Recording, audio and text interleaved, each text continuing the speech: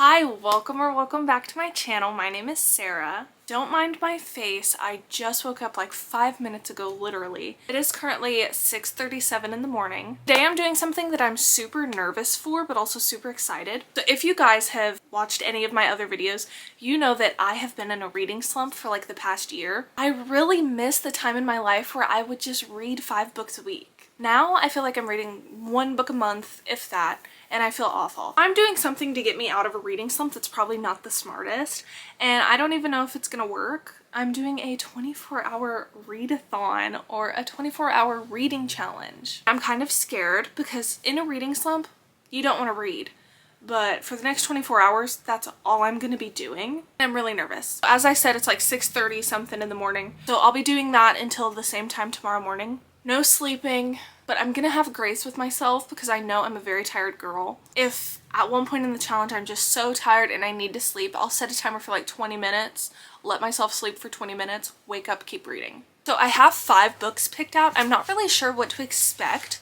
I don't know how many books people usually read in a 24-hour reading challenge. I picked out 5. I feel like that's pretty generous. I don't even think I'll get through 3. But this is the stack, super cute. The first book I have is The Crash by Frida McFadden. I chose this one solely because I saw on Goodreads that it was in the popular with Goodreads members or something. And I wanted to choose a Frida McFadden book because I get through those so fast, they're so easy for me to get through. All of her books kind of have the same plot, not in a bad way, but they kind of go by the same layout. And they're so good every time. And I feel like these have always helped me get out of reading slumps for a little bit. So I got one of these. I remember reading the back of this. Obviously a woman gets in a car crash and I think she's pregnant. And then she takes shelter in a cabin while there's a blizzard going on. So pretty intense. I'm excited. The next book I chose is another Frida McFadden book, of course, Ward D. This one is about a medical student spending the night in a locked psychiatric ward. That'll be super interesting.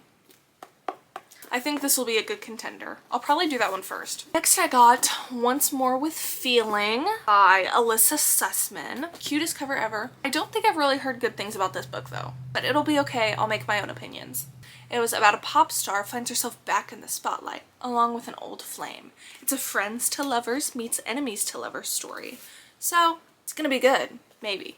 I don't know. The next one, The Gingerbread Bakery by Lori Gilmore. It's December 19th. Christmas is next week. I have not read one Christmas book and I have not done any Christmassy things, so I need to get in the Christmas mood. So I'm going to try and read this one. The next one was on my fall TBR, Soul Searching by Lila Sage. I did not get to it. I think it's still technically fall. It's a romance mixed with a little supernatural tidbit to it, like she can see ghosts and talk to them. And it's a big mystery because she can't figure out why they're not talking to her anymore.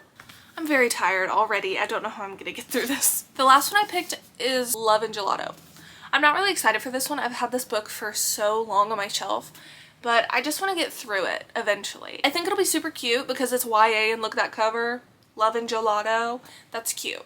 Yeah, that's my stack. Super cute. Super cute. Imagine I get all these done. Imagine I read every single one of these.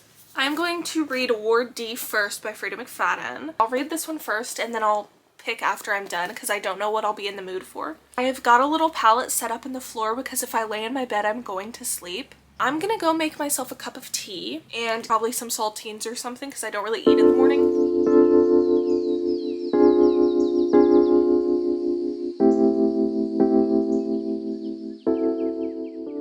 So I've got my tea, I've got my book, and I've got my little cozy spot to sit in. And do not judge me, but I've got a huge jug of apple juice over there that when I'm done with my tea, I'm just gonna refill it with apple juice because I really want that. And I've got a pack of saltines right here. I will get something more substantial later, so don't worry.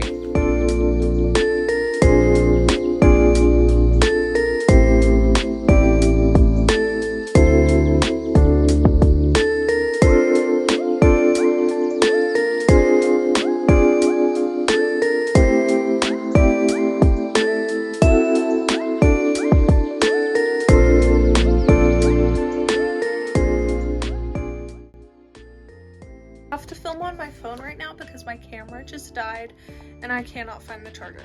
The power just went out and one of the patients was naked and covered in jelly when the lights came on, and she thought it was blood, and so she was screaming her head off. They're worried that when the power went off, the door locks quit working because they're powered. So they're worried that the dangerous patient that's in seclusion and is restrained, they're so worried he's going to get out, and all of the patients keep saying that he's going to get out and he's going to kill everyone. It's really setting up the scene, and I'm so scared. It's literally like 8 o'clock in the morning. I'm still so scared, like it's making me spooked.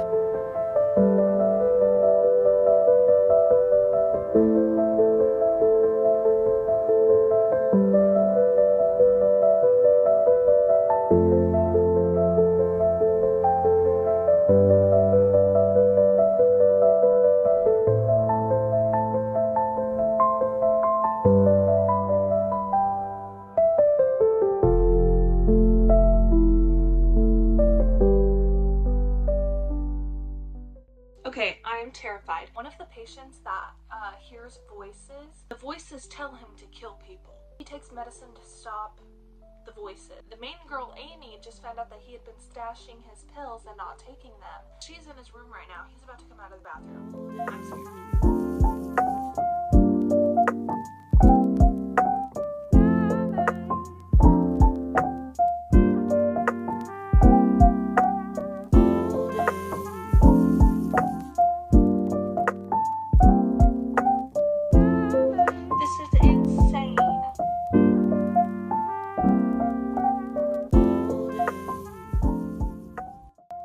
Editing Sarah here. I just needed to do a voiceover because the audio on my phone was horrible. So here I am. I just finished War D by Frida McFadden. It was so good. It caught me by surprise. I was able to guess a good portion of the ending, and that's kind of strange for a Frida McFadden book, but I still enjoyed it nonetheless. I rated it a 4-star, which is really good. And for my next book, I chose to read The Gingerbread Bakery by Lori Gilmore. And don't worry, I do get my camera back, so no more audio issues.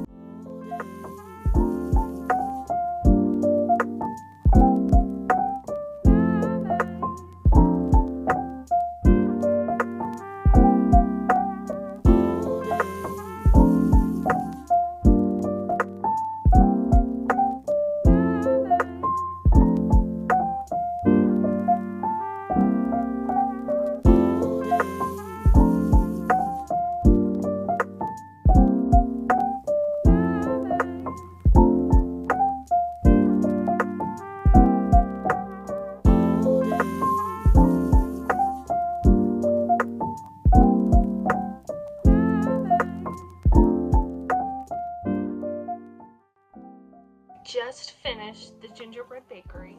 I have about 15 hours left. I am giving this book like a 3.5 star, I think. Sorry if I seem so low energy. I'm exhausted. So Annie and the main male character, Mac, were both a part of the wedding party. The groom's grandma ran off and they could not find her. They were secretly trying to go and find the grandma without anybody noticing that she was missing.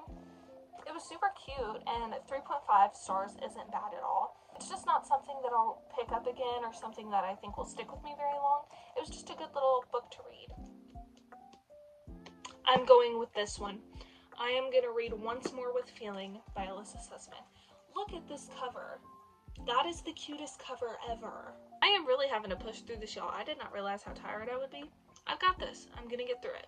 Alright, so I'm going to start this book, and I will check in with you later.